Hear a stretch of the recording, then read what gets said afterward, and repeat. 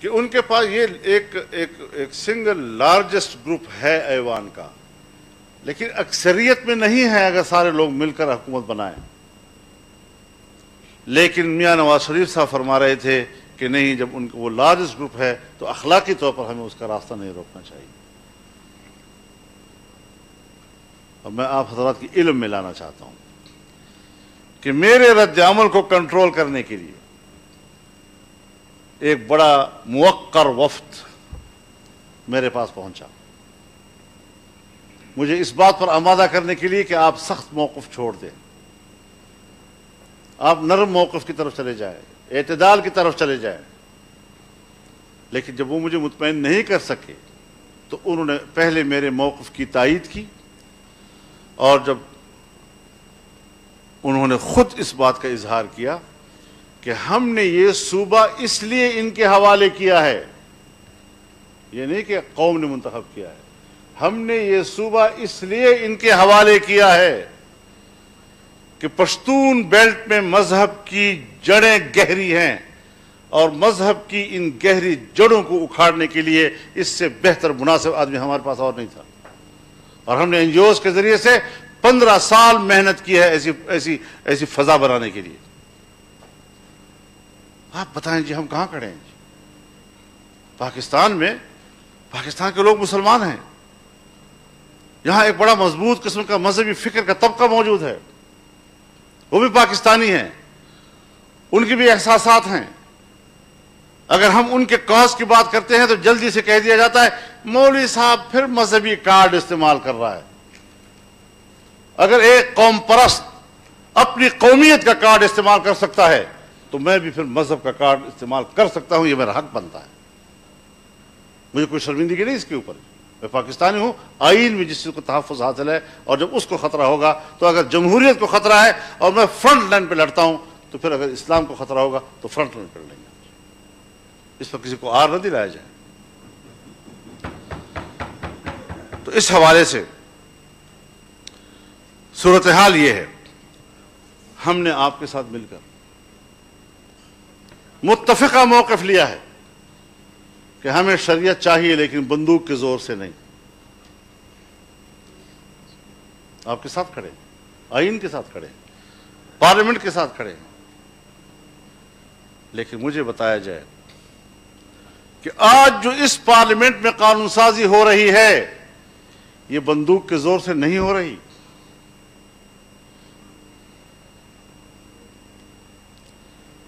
ریاستی بندوق اگر وہ اپنے زور سے مجھ سے قانون سازی کراتا ہے وہ سر و چشم پہ قبول،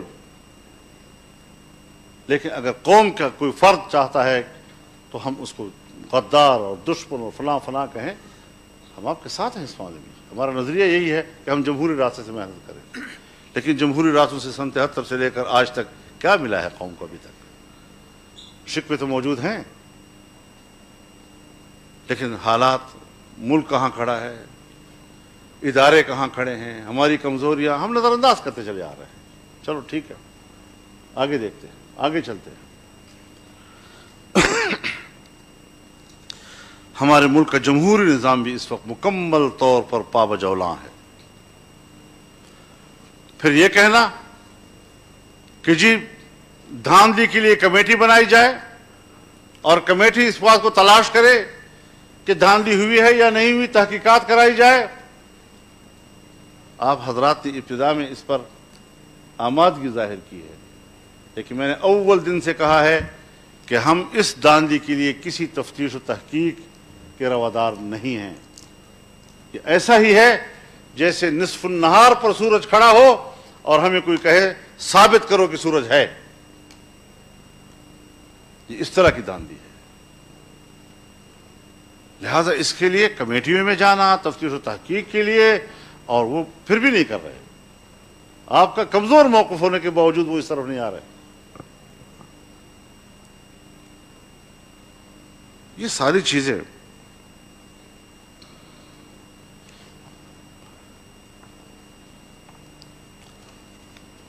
جو آپ نے اپنے وسیع الظرفی کا مظاہرہ کر کے کہا کہ لارجسٹ گروپ ہے اور حکومت بنائے. آج پنجاب میں مسلم لیگ نون لارجسٹ گروپ ہے. کیا یہ فراخ دلی وہاں سے آپ کے پاس آئی؟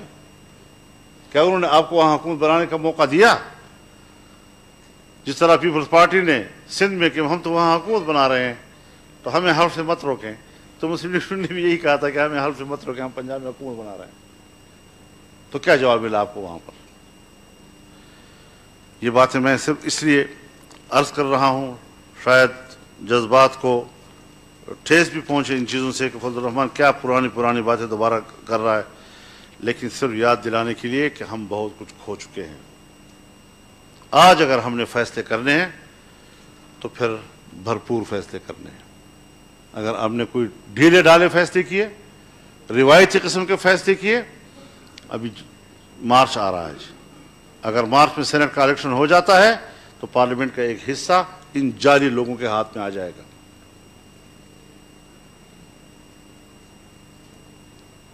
تو آپ پھر کہاں کھڑے ہوں گے؟ ملک کہاں کھڑا ہوگا؟ لہذا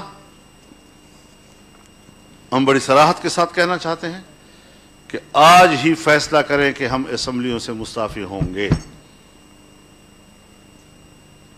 اگر ہم انہی اسمبلیوں میں بیٹھے ہوئے ہیں جہاں ہماری توقیر کا یہ عالم ہے، جہاں کوئی کارکردگی نہیں ہے، تو پھر میں نہیں سمجھتا کہ ہم اپنے مقصد کے لیے، جو شفاف الیکشن کا مقصد ہے، اس کے لیے کوئی کردار ادا کر سکیں گے.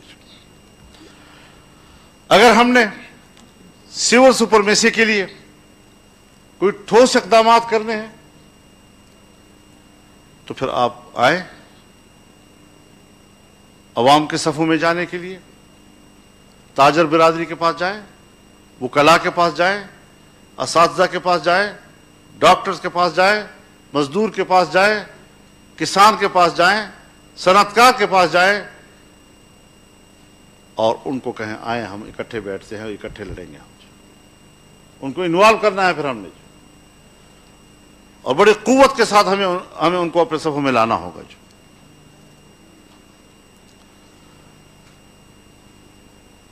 نیب کے بارے میں کافی باتیں ہو چکی ہیں. میں میاں نواز شریف صاحب کے خیالات سے بالکل متفق ہوں، لیکن میں ایک بات یاد دلانا چاہتا ہوں کہ جب 18ویں ترمیم کے لیے کمیٹی بنی تھی اور آئینی اصلاحات کی کمیٹی کہلائی تھی، تو اس میں ہم نے یہ عرض کیا تھا کہ یہ جنرل مشرف کی ایک ڈکٹیٹر کی بنایا ہوا ادارہ ہے، اس نے ہمیشہ سیاستدانوں کے خلاف اور جمہوریت کے خلاف استعمال ہونا ہے، اس کو omit کر دیں. جہاں بہت سی چیزیں آپ حذف کر رہے ہیں، جہاں پوری 7ویں ترمیم ہم نے حذف کر دی، حذف کرنے کے بعد پھر دوبارہ اس کو بحال کرنا، ہم نے اپنی درخواست کی تھی آپ حضرات سے، لیکن خدا جانے کیوں اس کو برقرار رکھا گیا، کس مصلحت کے تحت برقرار رکھا گیا، ہمیں آج بھی پتہ نہیں چلا. اور آج ہم بھگت رہے ہیں اس چیز کو کہ کس طریقے سے ہمارے اس ملک میں اس کا کردار ہے سیاستدانوں کے خلاف. یک طرفہ زیادہ تفصیل سے بات کرنے کی ضرورت نہیں ہے، اس لیے کہ اس پر بات ہو چکی ہے.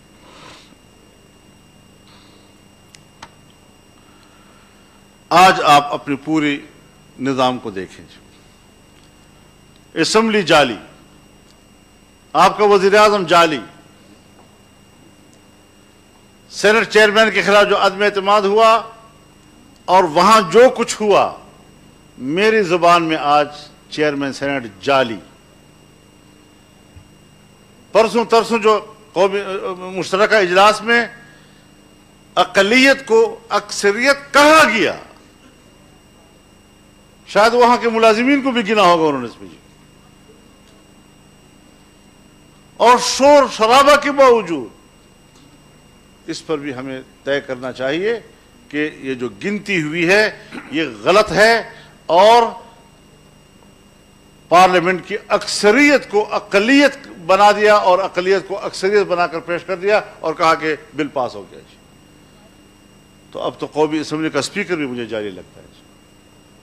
اب جب پورا پارلیمنٹ بھی جعلی ہو جائے، اس کا حکمران بھی جعلی ہو جائے، پھر کس لیے بیٹھے ہوئے ہیں ہم وہاں پر؟ یہ سب ڈرامے ہوئے ہیں وہاں پر.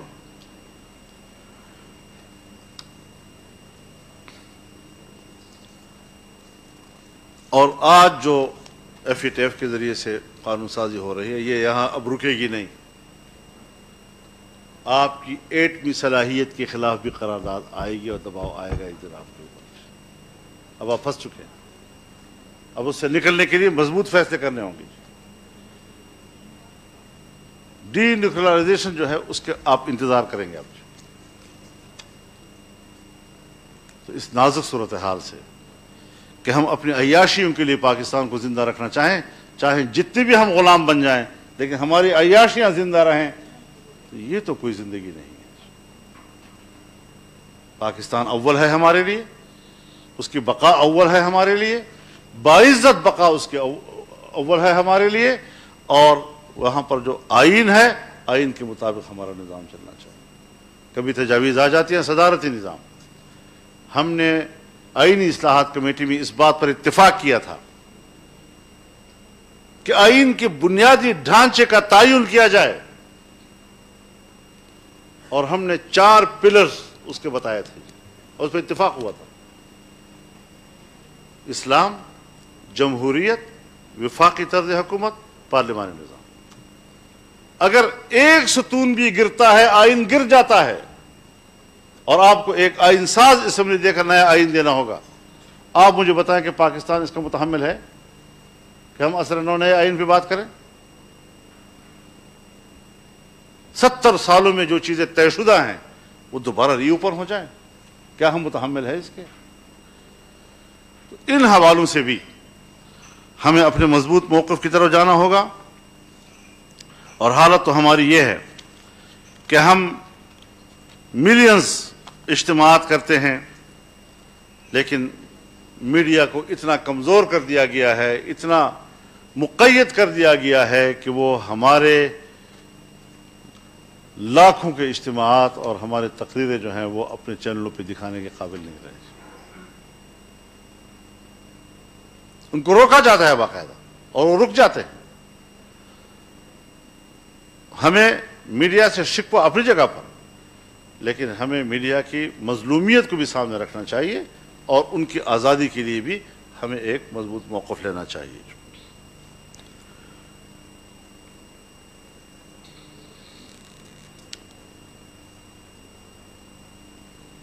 پاکستان بڑی ہمت کے ساتھ میگا پروجیکٹس کی طرف جا رہا تھا. سی پیک منصوبہ، پاور جنریشن کا مسئلہ، اور بہت سے منصوبے پاکستان کے سامنے تھے. معدنی ذخائر کی طرف جانا، اس کو پاکستان کے لیے استعمال میں لانا، لیکن آج سب کچھ رک گیا ہے. اور مجھے ایک سفارتکار نے بتایا، باہر کے سفیر نے، کہ جب ہم نے ان سے پوچھا کہ آپ یہ کیا کر رہے ہیں، تو انہوں نے کہا کہ پاکستان اور پاکستانی قوم میگا پروجیکٹس کی متحمل نہیں ہے، لہذا ہمیں مائکرو لیول پر اور ہمیں میڈیم لیول پر اثر نو نئے منصوبے شروع کریں گے. تو پھر انڈے اور مرغی اور کٹے اور یہاں سے شروع ہوئے، اور یہ پالیسیاں آج ہماری اسٹیٹ کی پالیسیاں ہیں.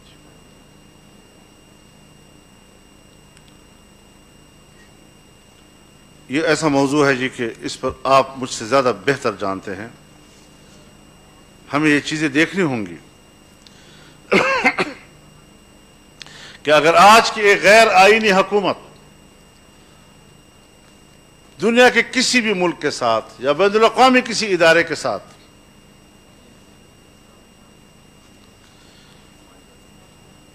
یہ کہتے ہیں جی آپ کو تقریر نہیں جا رہی باہر جی نے کہا تھا کہ نہ بند کریں موبائل فونز کو،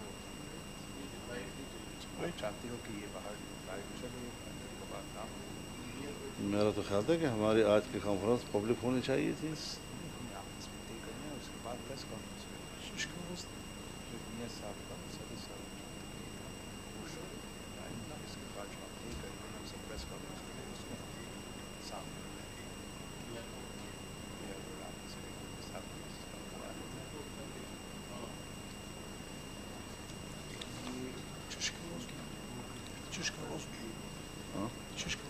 وایي چې تاسو خبرې لایو نه بار نه ځي او مخکې لاړلې تاسو باندې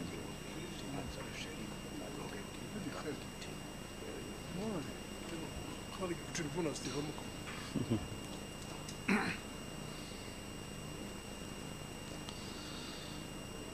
تو اب ایسی صورتحال میں میرے خیال میں حکومت تو ہماری آواز کو پبلک میں لے جانے سے روکتی ہے، لیکن آج اے پی سی نے بھی ہماری تقریر کو باہر جانے سے روک دیا ہے. تو ہم پیپلز پارٹی سے اور ان کے منتظمین سے اس پر اپنا احتجاج نوٹ کراتے ہیں. یہ نامناسب بات ہے جی. موبائل کر رہا ہے. نہیں موبائل کرے بھی صحیح، لیکن سر ابھی میرے آنے سے پہلے ابھی جب اس لیے میں ان دونوں کو بلا رہا ہوں، میں ابھی آیا اور کہا کہ ہم فونز کو بھی بند کریں گے اور ان دونوں کو بھی بند کریں اور ہم نے سنا گے. کہ اور جو بعد میں پریس اور آپ کا ریکویسٹ پہ آپ کا مسٹر جماعت جو آپ کا این ایم اے میں ساتھ تھے، ان کے ریکویسٹ پہ یہ ان کیمرہ ہے اور اس کے بعد پریس ان کانفرنس. کیمرہ تو نہیں تھا نا، اس سے پہلے تو ہمیں جا کہا گیا تھا کہ آپ لوگوں نے ریکویسٹ کی ہے کہ یہ نہیں، ہم نے کوئی ریکویسٹ ٹھیک ہے بی چلو.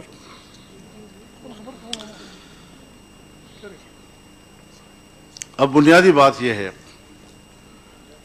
کہ ہم زبانی گفتگو پر اکتفا نہیں کر سکتے کہ آپ ہمیں کہیں کہ جی ہم اب لڑیں گے اور پیچھے نہیں ہٹیں گے، اور یہ آپ پیچھے بہت ہٹ چکے ہیں اور 2 سالوں میں ان کی بقا کا سبب آپ بنے ہیں. اب باقاعدہ لکھ کر طے کرنا ہوگا تاکہ پبلک کے سامنے ہم یہ ساری چیزیں لے جا سکیں کہ یہ کمٹمنٹ ہے، اور کوئی اس سے پیچھے ہٹتا ہے تو اس کو پھر قومی مجرم تصور کیا جائے. مذاق تو نہیں ہے آخر کہ ہم اتنی بڑی بڑی باتیں کر رہے ہیں اور اس کے بعد پھر ہم کمپرومائز کی طرف چلے جاتے ہیں.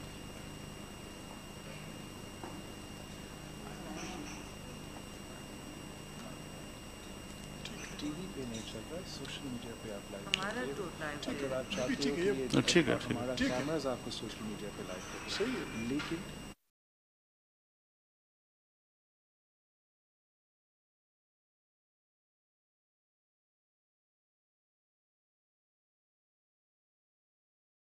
کہ ہمیں بہرحال عملی اقدامات کی طرف جانا ہوگا. کمپرومائز کا راستہ بند ہے.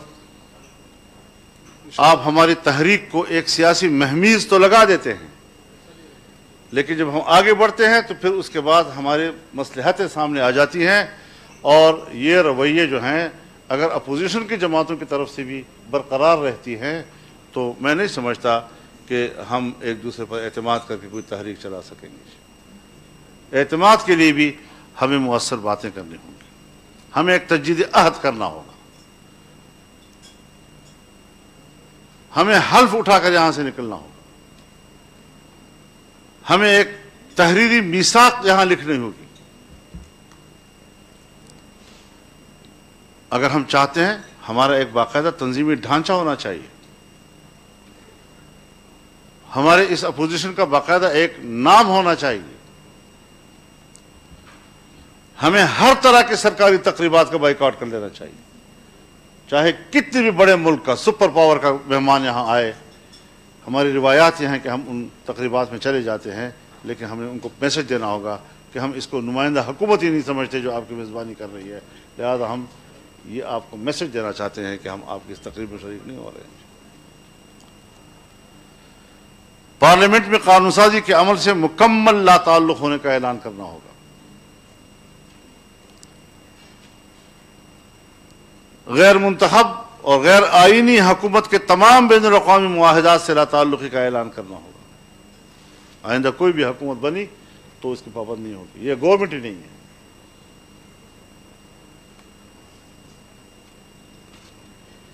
قانون بنائے جاتے ہیں منی لانڈرنگ کے حوالے سے بنائے جاتے ہیں.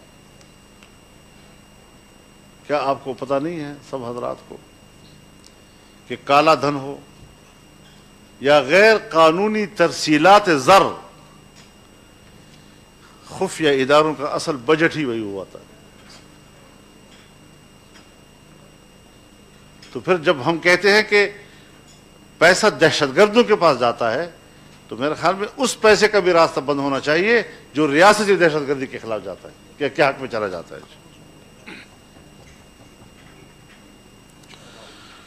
تو یہ ساری چیزیں ہمارے مد نظر ہونی چاہیے. اگر آپ ایک مضبوط فیصلہ کرنے، اسمبلی سے استعفے دینے، سندھ کی صوبائی اسمبلی کو تحلیل کرنے اور ایک بھرپور سیاسی تحریک جس میں کہ پارلیمنٹ کے اندر کے قانون سازی کے عمل سے لا تعلق ہونے کا فیصلہ کر لیتے ہیں تو میرے خیال میں، ورنہ ہم تو آپ کے پیچھے کھنچتے کھنچتے ابھی تک آئے ہیں، آپ کے پیچھے کھنچتے کھنچتے آئے ہیں کہ ہم کچھ فیصلہ کریں تو شاید وہ اتنا مؤثر نہیں ہوگا پھر. تو اس حوالے سے یہ ہیں ہماری گزارشات، اور انہی گزارشات کی بنیاد پر ہم آج آپ سے بہت بہتر توقعات رکھ کر آئے ہیں، اور ان بہتر توقعات کے ساتھ میں جناب بلاول بھٹو صاحب کا، یہاں پر موجود تمام قائدین کا، جناب میاں نواز شریف صاحب کا، جناب آصف علی زرداری صاحب کا، سب کا شکر گزار ہوں، اور امید کرتا ہوں کہ آپ اس حوالے سے ہماری اور پوری قوم کی حوصلہ افزائی کریں گے. وآخر دعوانا الحمدللہ.